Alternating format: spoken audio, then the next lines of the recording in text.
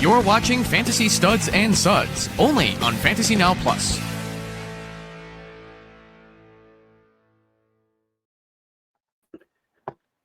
Hey. Got those technical difficulties worked out, I believe. I at least hope you can hear me. Yes, I can hear you. Can you hear me? Yeah, that was a last second adjustment on my side to get this. Well, hey everybody, welcome to another episode of Fantasy Studs and Suds. I am Jeffrey Crisp, and alongside of me is my co-host CJ Pudge LePage. Who's a little more red than extra because I thought I was about to do the show alone. Yeah, I'm sorry I put you through that, but we're here, and we'll try to also keep this show under 1.5 hours. But our segments today will include Fantasy Studs. We're going to begin our focus on sophomore studs, and we're going to start today with wide receivers. Additionally, we're going to talk about Frank Ragnow, Fantasy Leagues, positional scoring rules, player shares, our selection for beer of the week, and then onions. So, Pudge, ignoring the weather and your red face, how is everything in your world? I was just graced by one of my very good friends that is proposing to his to-be wife this weekend, and put the show in jeopardy for a while. It's been a very hectic day. Yeah, I know what you mean. Today was I was scrambling ever since 6 o'clock this morning. Yesterday, I was running errands all day long and didn't get back until late. And then this morning, I was playing catch up all day. So it was really last minute to start to get everything together. And then to have those technical difficulties certainly was a problem. Also, I'm dealing with a little bit of shoulder pain. Earlier this week, I went outside to play with our dogs, and my dog Molly loves to play catch. And I went to throw the ball, tweaked my shoulder, and the ball didn't go very far. And she just kind of stared at me. Usually I can throw the ball, a good, 90, 100 feet. And she just stared at me. And then she finally kind of wandered over, got the ball, looked at me again with a WTF look, and then wandered over to my wife. So I was literally benched after one play, one errant throw, and I was benched for my wife. So, when you hear about some of these quarterbacks, who have a very short leash and a very easy hook. Now I know what that feels like because it was literally one throw. But hey, I was Molly's dud for the week. So moving on. So on to Fantasy Studs. So in Dynasty, the focus this time of year is predominantly on rookies. In early summer, however, second year players, they're often ignored. Now, while some players have phenomenal rookie campaigns, we also know that others, they tend to, after those rookie campaigns, they fall off into year two. But some others, they have an adequate season or, they may be labeled as busts. But regardless of how their first season goes, there are plenty of players that are poised for a leap in year two. This week, Pudge is going to begin a 4-part series on potential sophomore studs, one position each week. And today we're going to begin with wide receivers. So without further ado, Pudge, it's you. Hey. All right. So we all know that Marvin Harrison Jr. was going to be the next Randy Moss, Jerry Rice. But he wasn't, right? Or was he? Where he's getting drafted right now in PPR is 16th. I think that's criminal. As it stands, he was throwing the ball 114 times. Now, of that 114 times, only 59% of those were catchable. That's egregious by anybody's standards. And you have to think that Kyler Murray and McBride and Marvin Harrison Jr. are going to be the only ones catching balls out of there, or throwing balls and catching balls. I don't think Kyler's going to catch anything, but last year his numbers are pretty deceiving. If you look at one of the other top guys who I'm going to bring up next, Lad McConkey. Lad McConkey had 112 targets compared to Marvin Harrison's 114. Of those, he caught 82. Now you have to look at the offenses for the Cardinals, and you have to look at the offenses for the LA Chargers. The Chargers are a team. They had more wins. They went to the playoffs. So they are going to command a better offense more normally, but they really didn't. The Cardinals ranked 18th and the Chargers ranked 19th in passing, and primarily because I think Mr. Harbaugh knows how to coach, and over there in Arizona, it's pretty tough. Now, as far as Harrison goes as a rookie in these standards, it's very deceiving. Justin Jefferson blew up the world in 2020. Jamar Chase did it in 2021. Puka did it in 2023. And then Malik Neighbors did it last year with 170 targets. So we're comparing these guys to outlier seasons. Now, Jeff, do you think that Marvin Harrison is being drafted way too late? It's possible. I know I had several shares of Marvin Harrison Jr. We're going to talk about shares a little bit later in this episode, but again, it's hard. Everybody expects players to come out their rookie season and just perform phenomenally.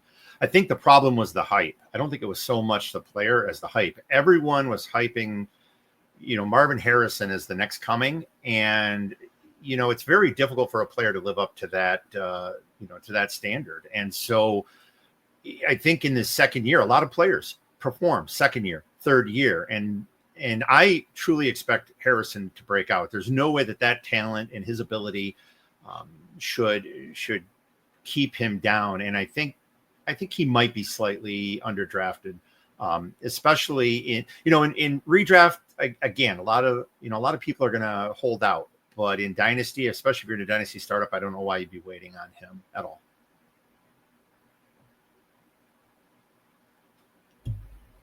You are muted.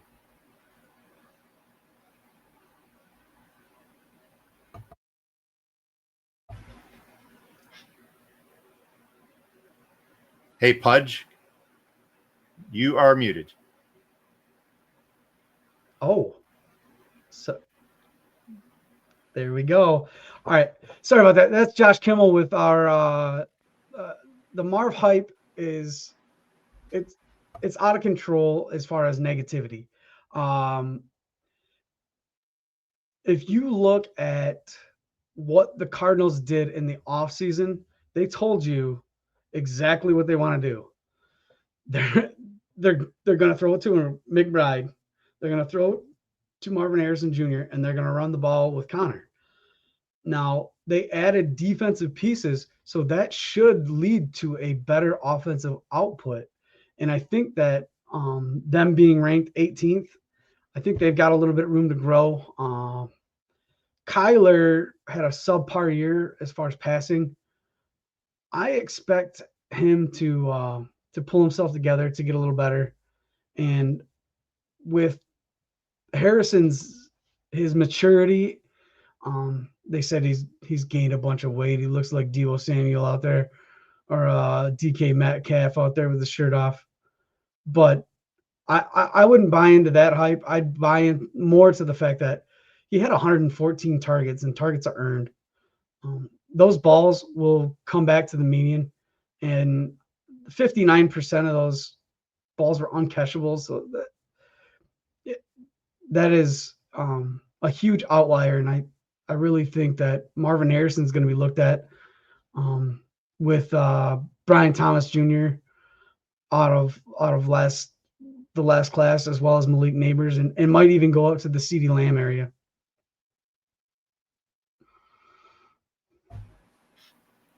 Okay. So who do you have next? Oh, yeah.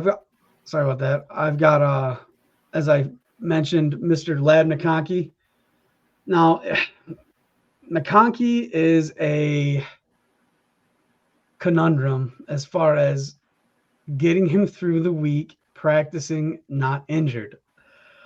I really had a problem with him last year and always being on the injury report. But I'm not saying this is who he is or this is who he plays as. But there's some guys, AJ Green, Mike Evans. All of these guys are always on the injury report. Yet there they are every week producing fantasy points for us. He had 112 targets on that run base, that run centric offense over there with Mr. Harbaugh. Now, they didn't bring anybody in for tight end. We all thought they were going to bring in Colston Loveland. I say we, but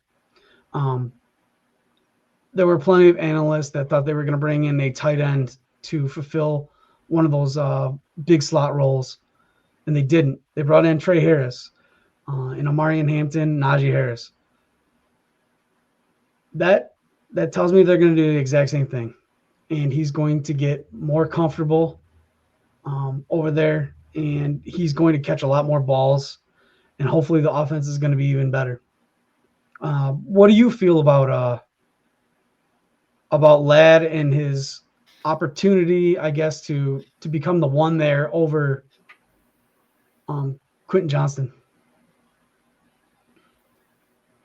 Well, I mean, McConkey was he was the main target source, wasn't he? I mean, you were just rattling off some of those stats. I think that McConkey is one who is going to continue to excel. Quentin Johnson has been, he has been under expectations.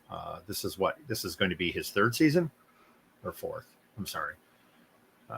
I can look it up, but I believe it's his fourth.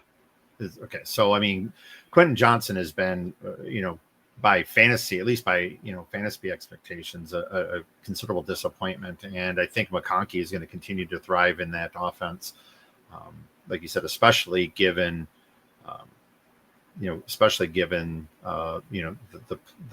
way that Harbaugh wants to play it there in LA. So I don't see anything but upside for McConkey, and I agree with you that as good as he was in year one. I think I hate this cliche, but the sky's the limit for McConkey in year two. Yeah, I truly believe that as well. And then we've got our third guy. Do you want to say anything about? Yeah, I'm giddy about him. I love him. This is all you. All right. So with the first round pick of the San Francisco 49ers last year was none other than Ricky Pearsall. And I know there is a lot of Juwan Jennings hype. All right. Let's put some context around that, right? Ricky Pearsall was battling an injury. Some extracurricular things happened. Man had a very expensive watch, got shot for it, paid the price, and that time off the field for him was detrimental. It was detrimental for all of his rookie campaign. And then week 17, he goes and plays the Lions, I believe. I believe it's week 17. And he puts up astronomical numbers. 8 for 141. It was crazy. It was a crazy game. But if you look at that game, he was showing the ability to beat man coverage. In man coverage, as we know, a lot of teams have gone away from it, but a lot of wide receivers, they can't beat it. They have very, very rigid routes that they're not able to accelerate at the catch point and make those tough catches. Well, he did that. Over the course of Ayuk's time with the San Francisco 49ers, you've seen him be the efficient wide receiver. Well, I think that's Ricky Pearsall's role. Ayuk on the ACL MCL tear in week 7, he's gonna be gone for, I would say, he's past the pup week. We've seen players get rushed back, and then J.K. Dobbins, Jonathan, I can't think of his name, running back for Carolina. Last year, they rushed him back, and what did he do? He tore his ACL right again. The way that the science is with these players, the way that these guys push themselves through training, I don't see them rushing him back, especially with that big contract. He's got a lot of guaranteed money that he signed for last year. That being said, George Kittle's the number 1. I'm not saying that Pearsall is going to be a world beater, but he could be a league winner this year where he's being drafted. He's shown a lot of growth in that last couple weeks, and we have another scrappy wide receiver out of the Detroit Lions who put together a string of 6 games when everybody was on the MASH unit. Everybody was on IR, and that's kind of what Ricky Pearsall did. Everybody was going down, and Amon-Ra St. Brown did the exact same thing, and everybody doubted him in his year 2. Don't doubt Ricky Pearsall. I know that he is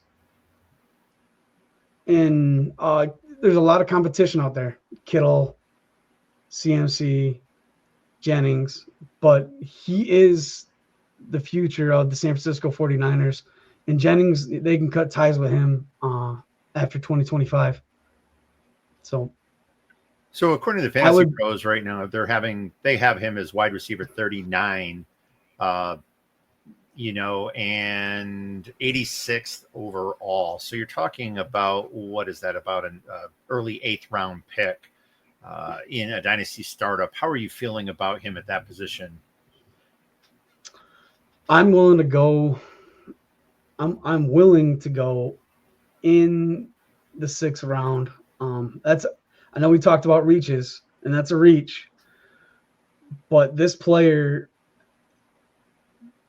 he can beat the man coverage that they are going to need over with the San Francisco 49ers. That's the kind of ball they play. They play Brock Purdy's. He's Brock Purdy, right? He's not Aaron Rodgers. He's not Mahomes. He's going to place the ball, and it's going to be rickety. It's not going to be the best ball placement. And Ricky Pearsall is that guy that he has such a strong catch point, and he excels to it, that it's really hard to beat him.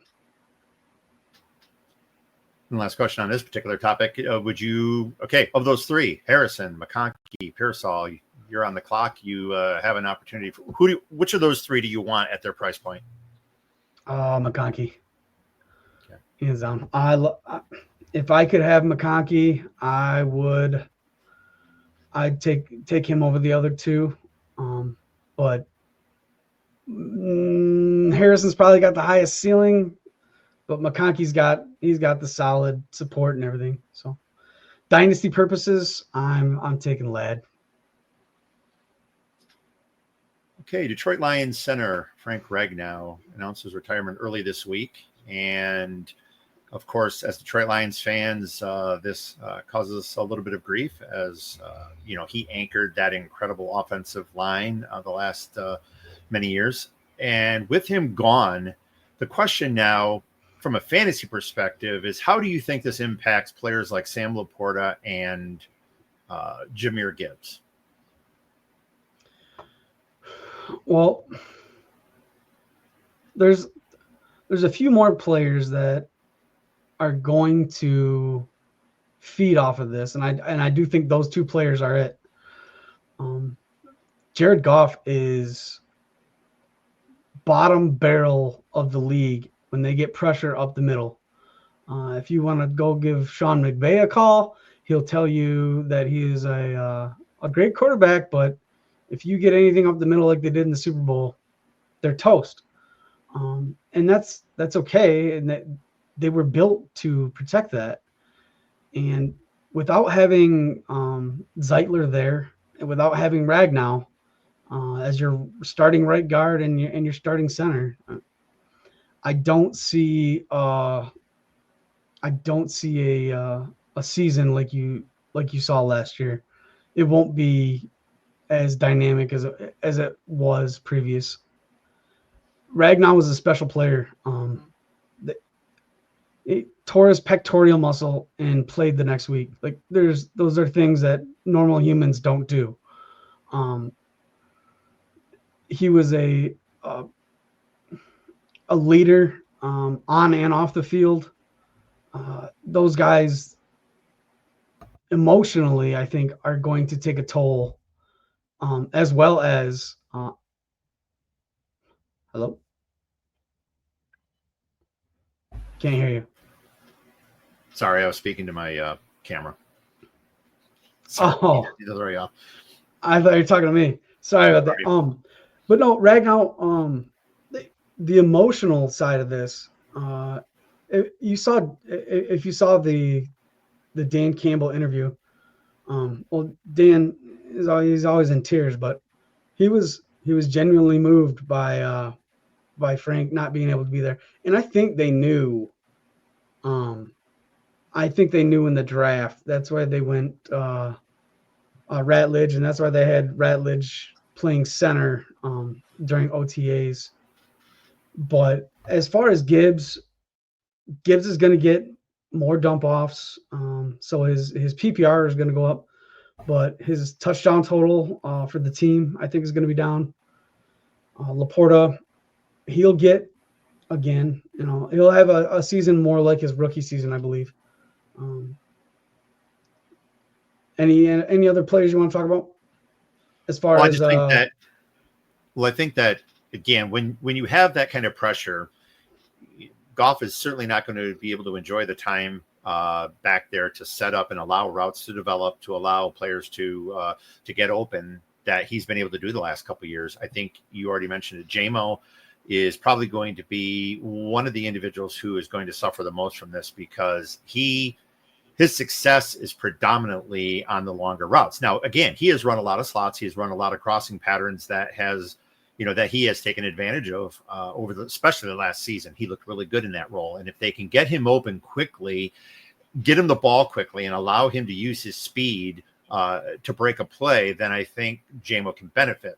But to try to take the long shot is going to be very difficult this year compared to last. So I think you're really going to be relying on those quick hitters, which means passes in the flat.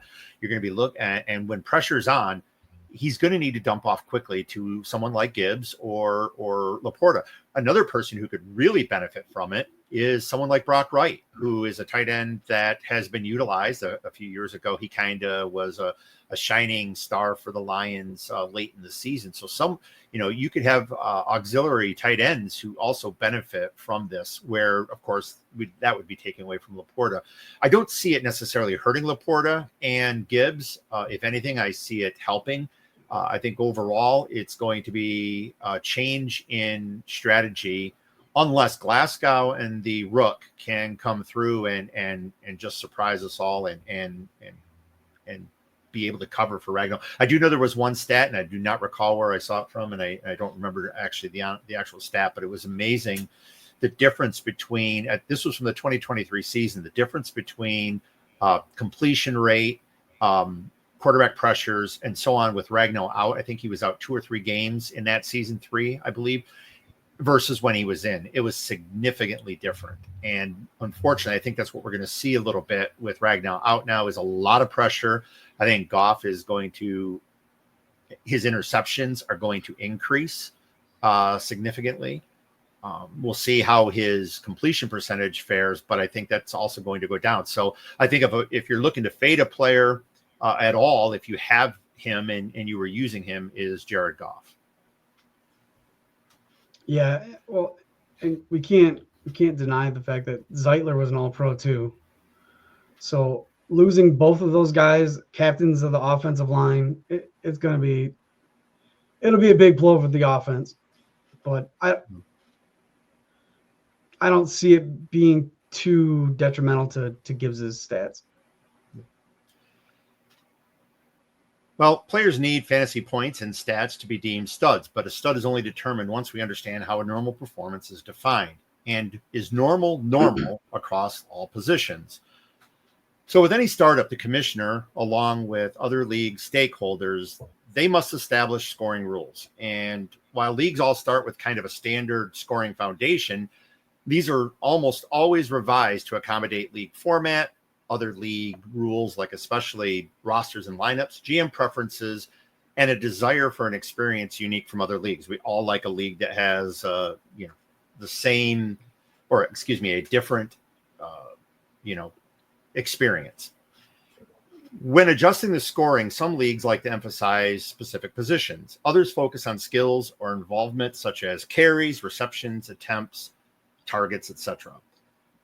There's also league rules that reward accomplishments such as first downs, bulk yardage plays, and so on. But when does scoring favor a position beyond what we would consider reasonable? Pudge, you and I have discussed this a lot in the past. Do you believe positional scoring can be lopsided beyond what you like or what is acceptable? Oh, absolutely. And that's the goal, right? Nobody wants to have one super nerfed position. When you look at players and they have these astronomical games, I think Jamar Chase has had a couple of 50-point games, right? There's a couple of guys out there that have had those, but when you see those continually happen, that's poor league management, I guess. You shouldn't have a player that's an outlier like that as far as fantasy is concerned. Now, if you've got kickers, just get them out of your league. They drag down your score and they are inconsistent, and they should be just scrapped out of the league.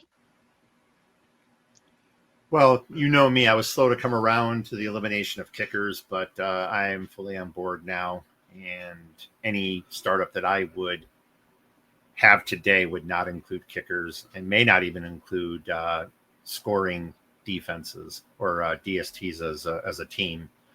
But unless there's an intentional purpose for lopsided scoring, I believe it's important that you develop a scoring strategy that will fairly represent that position's contributions. And that's something that doesn't always happen. I mean, for me, I'm a firm believer that regardless of whatever premiums and bonuses are applied, or on the flip side, penalties that may be applied for performance, the playing field should be equal. And that is exactly why I like models that are based on equal scoring for median performance across positions. Now, in 2009, Pudge, when we first created the Dirty Dozen Dynasty Fantasy Football Federation, that was our first ever IDP Dynasty League. Well, in fact, for me, it was the first IDP league I had ever been in. And we immediately recognized that the scoring favored linebackers significantly versus linemen and defensive backs. What were your thoughts on that first season that we had in IDP? Well, it was a learning experience, wasn't it? And that's okay. Those things are okay. If we're always winning, we're not learning a lot. We took a position that already tallies enough, enough on the score sheet, and then we added to it, which made it kind of counterintuitive. We should have been adding points to DB and defensive line. Those hybrid players, the ones that are designated for defensive line and linebacker. Those are the ones that pose the biggest problem for us, because you could just throw a linebacker right into a defensive line position, and he's now scoring more than, let's say, Nick Bosa. You got a guy over there he's just killing it in a defensive line position at a linebacker position normally on his team.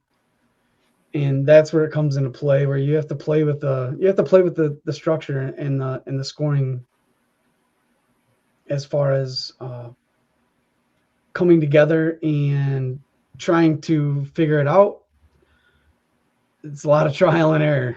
I think this has been, I don't know how many seasons we've actually changed the score, but I think this is the only season we haven't changed the score, because I think we're about where we need to be.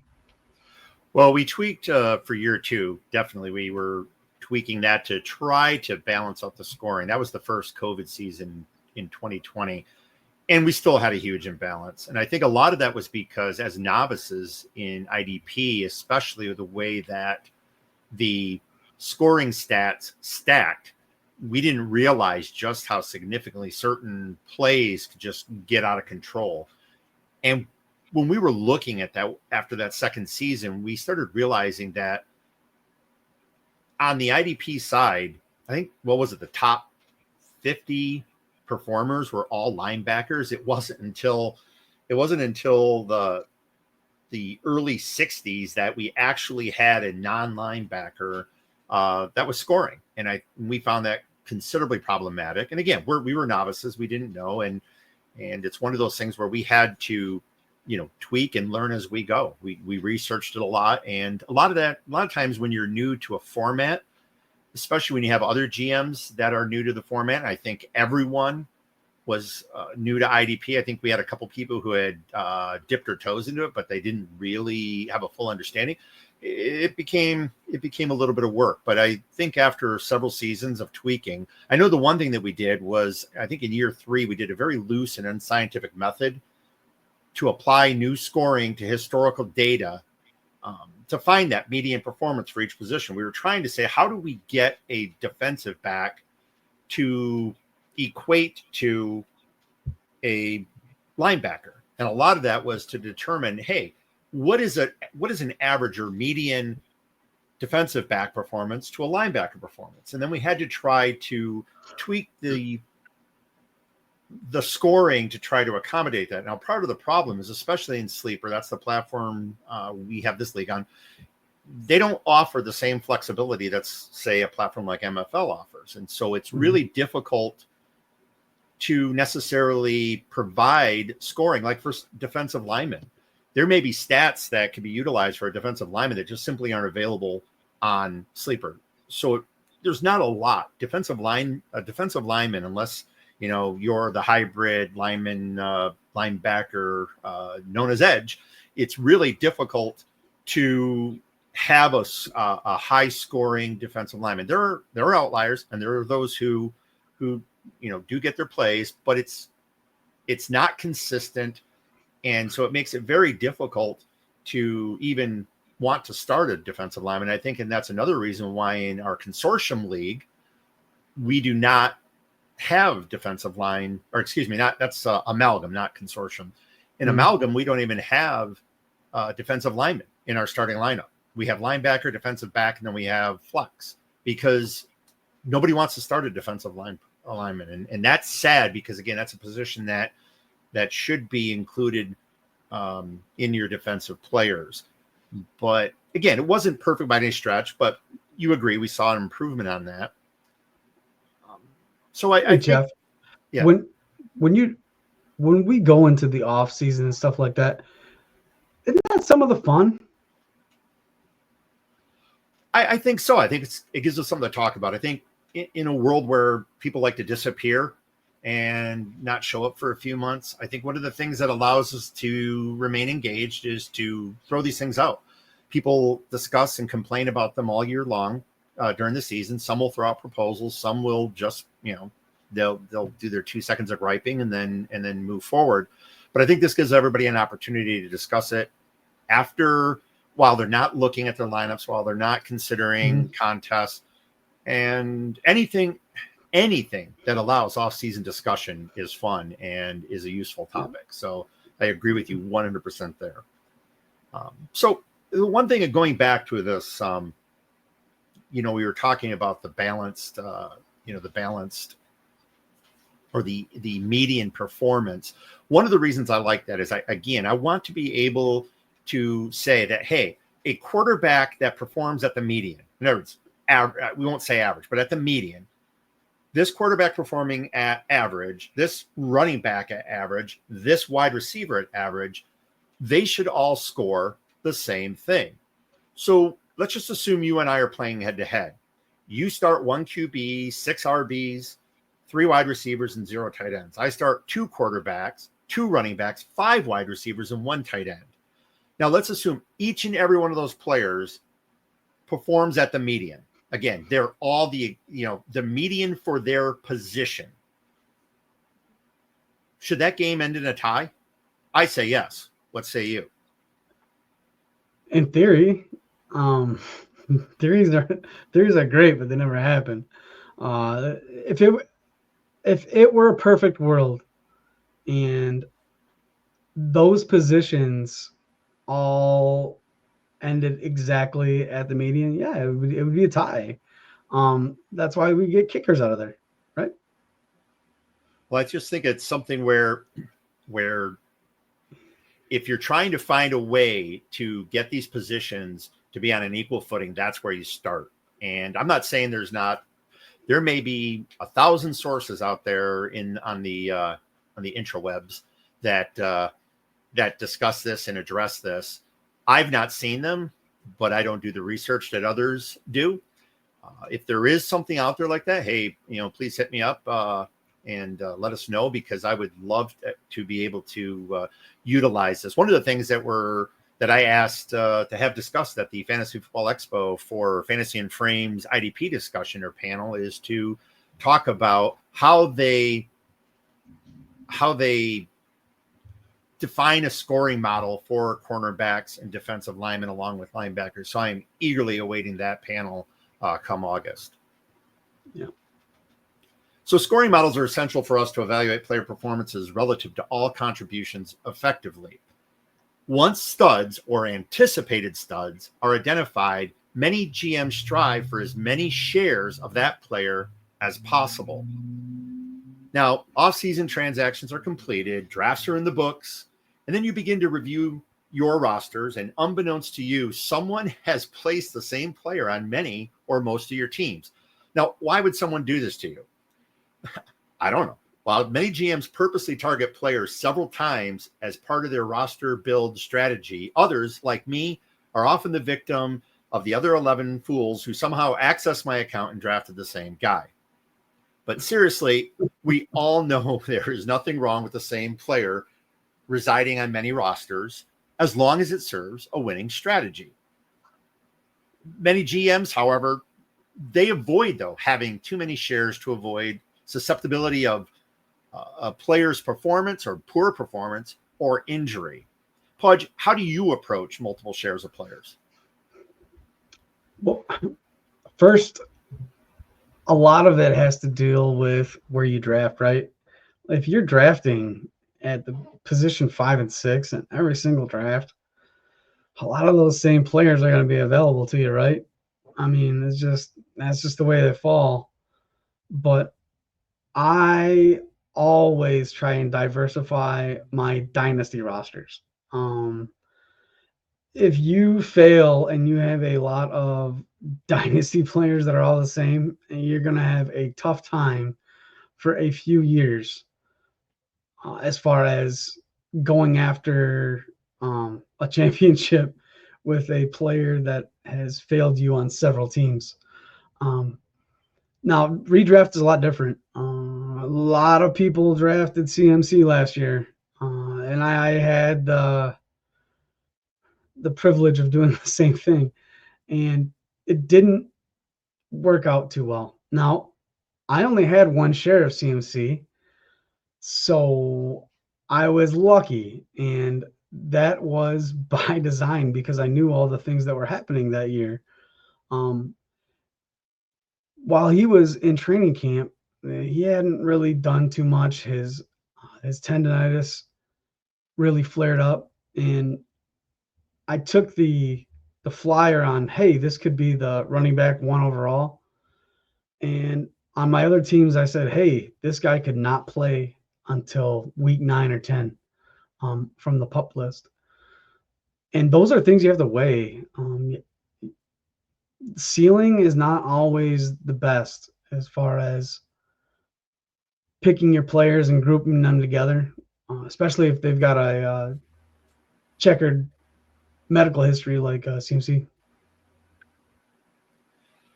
Well, I do not shy away from multiple shares, especially when it's based on a sound strategy. But I also find myself rostering the same guy with no real justification. We're going to talk about a guy here in a moment. But for me, my accumulation of shares kind of falls into 4 categories. And I'll let you tell me if I'm missing something.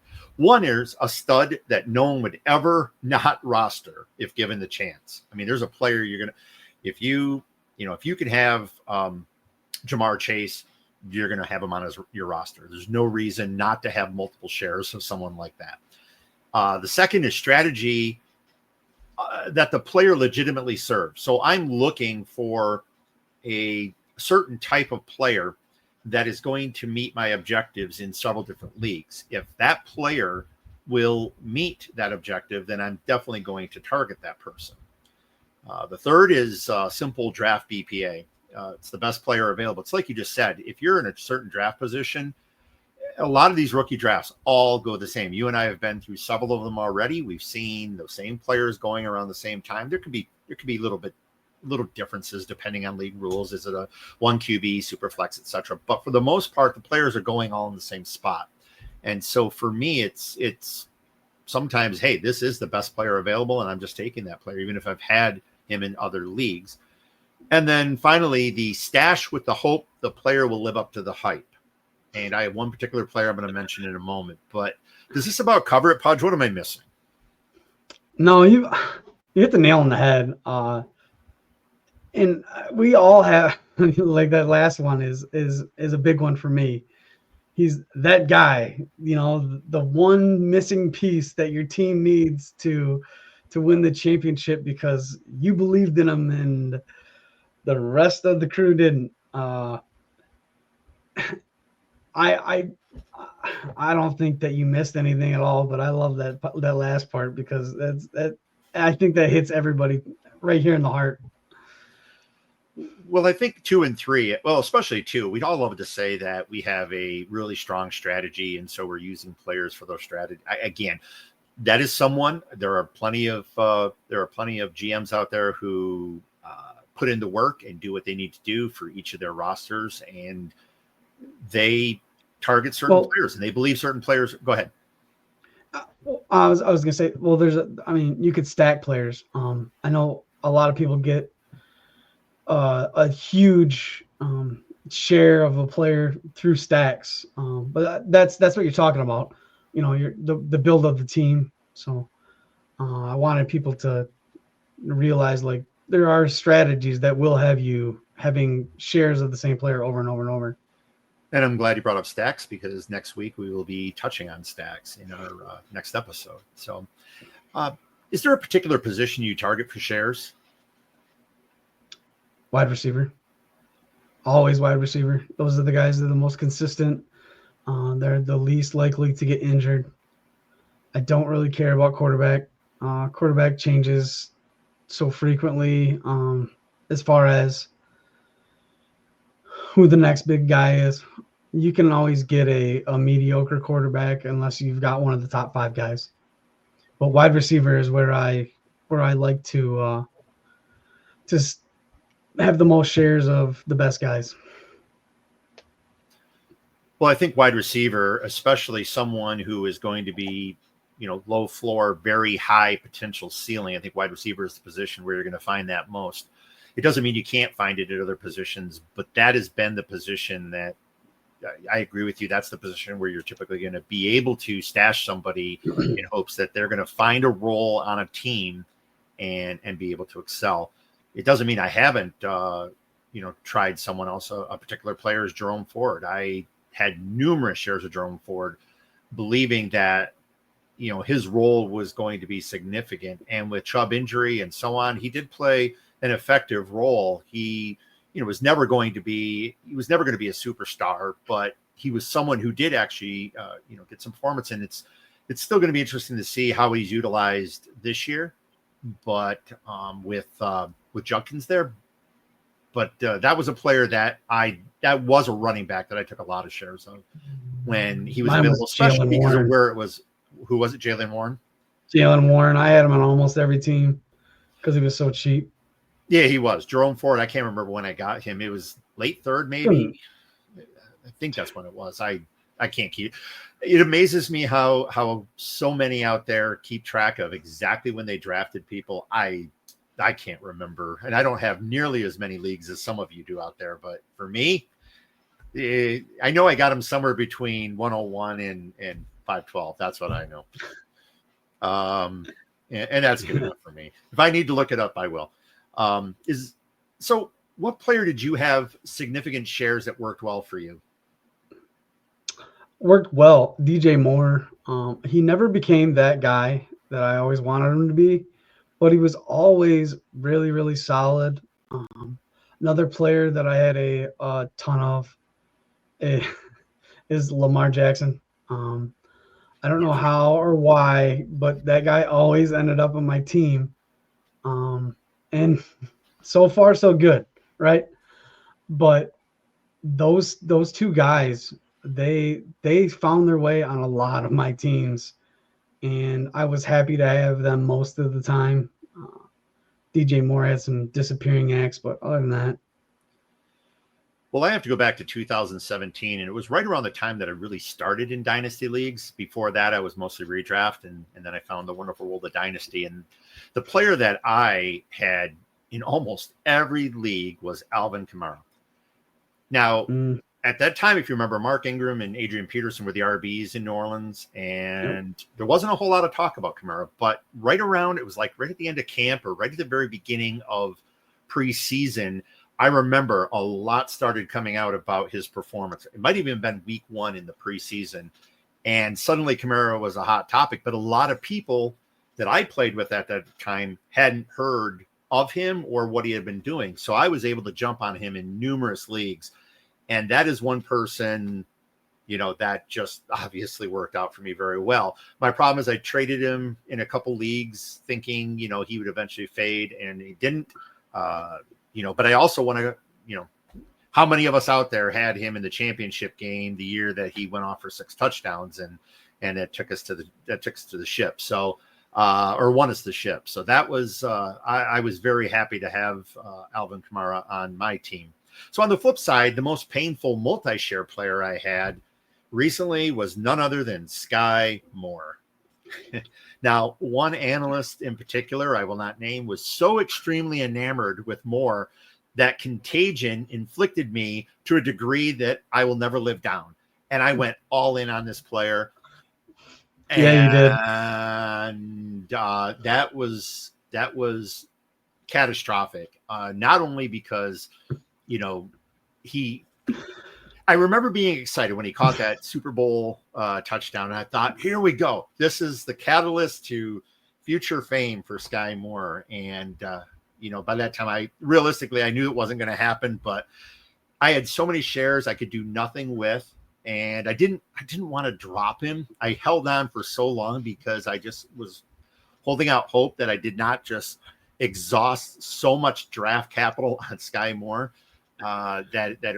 but I ultimately ended up dropping him. I even tried to get people to draft him last year in the Scott Fish Bowl in exchange for me paying for their check, but it never happened. So I no longer have any, as everyone else in the fantasy football world, I no longer have any shares of Sky Moore. So what about you? Who is your most painful?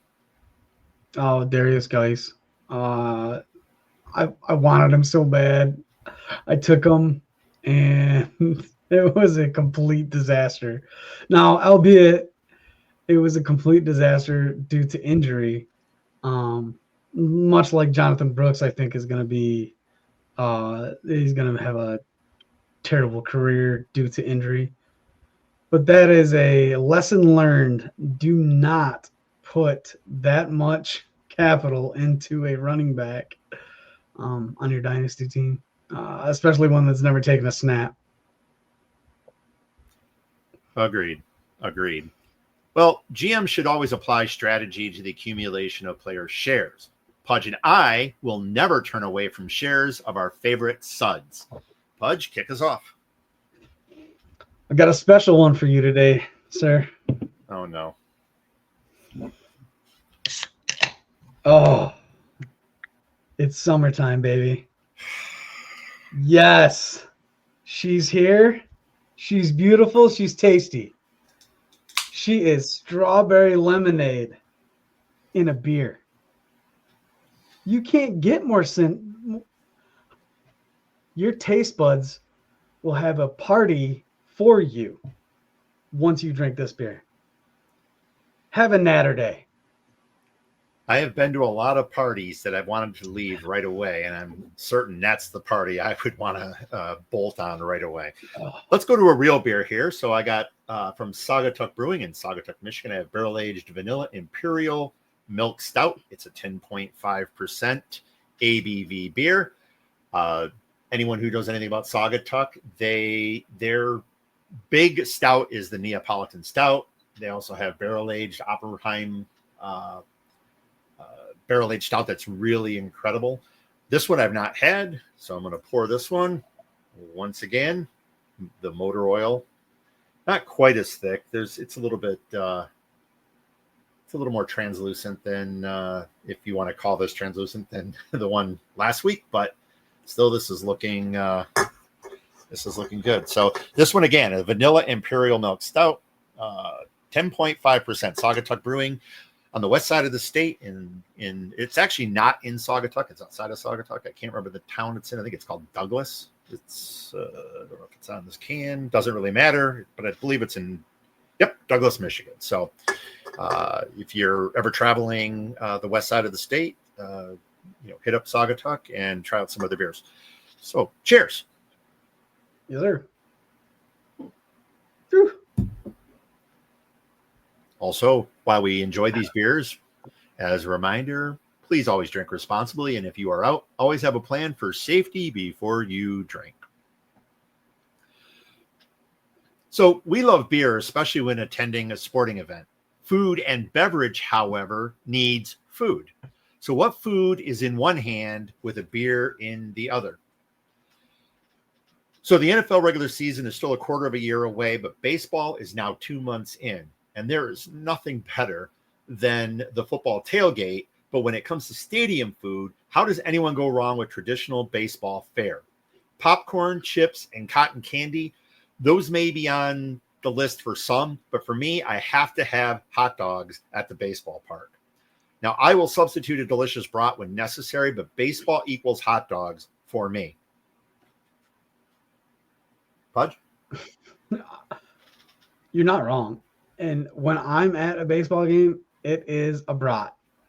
I have to have one of the big brats, mustard, pickle, not sweet. Don't do that. Don't do that to yourself. Sweet relish is for kids.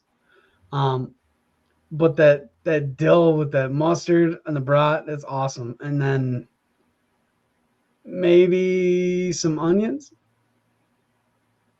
I don't know if you want to go there, but your lady friend or your wife or your partner in crime may not like you after onions as they saturate their nose their nose on the way home. Well, my wife loves onions and she loves garlic, so it's not going, I mean, a lot of garlic, so she is not going to be offended by onions. But now I love cooked onions. I mean, really love cooked onions, but I do not like raw onions on anything with one exception, the hot dog. A hot dog with diced onions is a must. And now, are you an onion guy? Yeah, oh yeah, absolutely. Onions, onions, coney sauce, mustard is like the perfect hot dog for me. And Now, I mean, Detroit is known for them, so Detroit, their Coney dogs are incredible. yeah. You cannot go wrong with a Detroit style Coney dog anytime. You know, there are other great places for hot dogs. I love Chicago style hot dogs. Again, you were talking about mustard. The hot peppers. Obviously, a ketchup bottle cannot be found within a 50-mile radius of downtown Chicago or anywhere in that vicinity. But I love a Chicago style hot dog. I love a Seattle style hot dog. It's an interesting twist on a hot dog with the cream cheese, but I again, that's another very delicious hot dog. I love hot dogs. I don't eat them very often, but if I'm at a ball game, I'm eating hot dogs.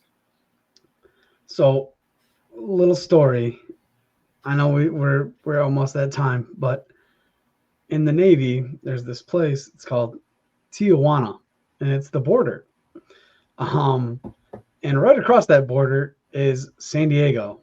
And when you're coming home from Tijuana, and you may have had a couple of beverages, there's nothing better than a bacon wrapped, cheese filled hot dog from one of the vendors. Now, if you have a couple of those, you're ready for a nice ride home. Sounds a lot better than my Taco Bell order. So I'll take that anytime. That sounds really good. Anything with bacon. You wrap anything in bacon, it's great. But a hot dog with bacon sounds absolutely delicious. They were awesome. Oh, I imagine. For a football game, I'm all about popcorn and nachos. But so I won't really do popcorn at a baseball game, but at a football game, I'm doing popcorn, I'm doing nachos. But what I'm really looking for are the roasted almonds. That is my target every game to find. And it can't be one of the bags that was roasted earlier or transported from another location. We're just left sitting there. They have to be the ones that are fresh and warm. Warm. The ones you usually have to tip really well in order to get. So those are incredible. What do you do for football? Football, I absolutely have to get one of the pizzas usually. It's just one of my things. We go to football games quite frequently. Chicken tenders actually have become one of my favorite things at the football game in the stadium over at the corner lounge. It sounds childish, but those big chicken tenders are awesome.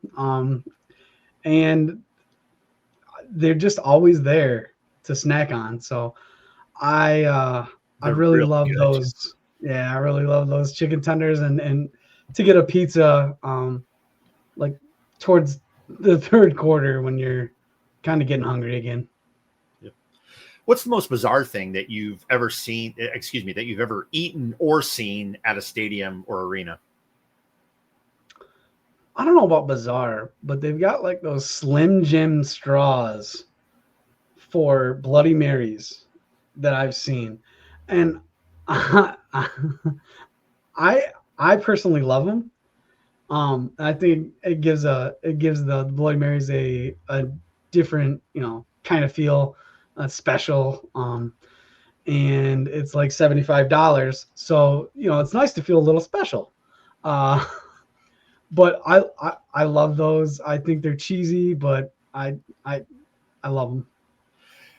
Hey, and by the way, Bob and Becky are showing up for our home draft in August, and her Bloody Marys my wife is so excited. Those Bloody Marys are incredible. I don't know if she uses those straws, and I don't know if I could use that straw because I would end up eating the straw before I was finished with the Bloody Mary. So I don't know what I would do then. But anyway, no, the Bloody Marys, even at Ford Field, are incredible. For me, I think sushi, stadium sushi. To me, that's like gas station sushi. I don't quite understand it. Now, I love sushi, but I'm also a very selective person when it comes to sushi, and I'm just not prepared to eat sushi outdoors on a 90-degree day, whether they keep that sushi on ice or not. That's just something. It may be fresh, it may be delicious. People, they have to be buying it because they continue to offer it, but it's just not something I can't do it. Well, no, that people buy spray cheese too, but I don't eat that either. I don't think I've seen it.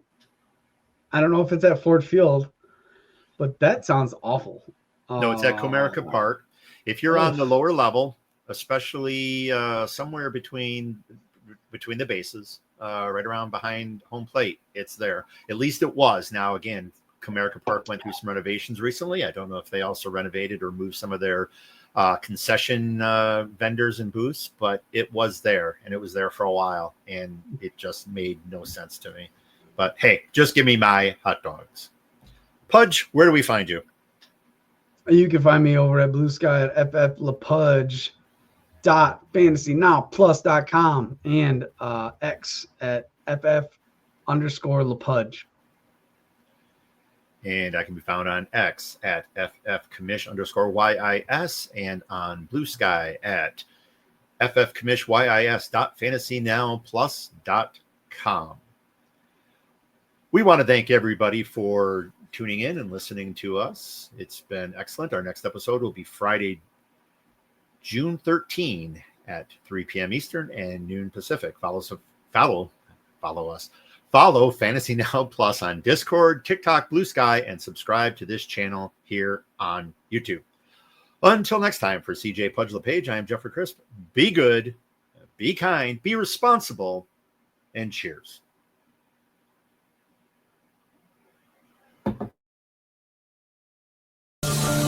Thanks for listening. Be sure to like and subscribe wherever you watch or listen to podcasts. We'll be back next week for more ways to win your league.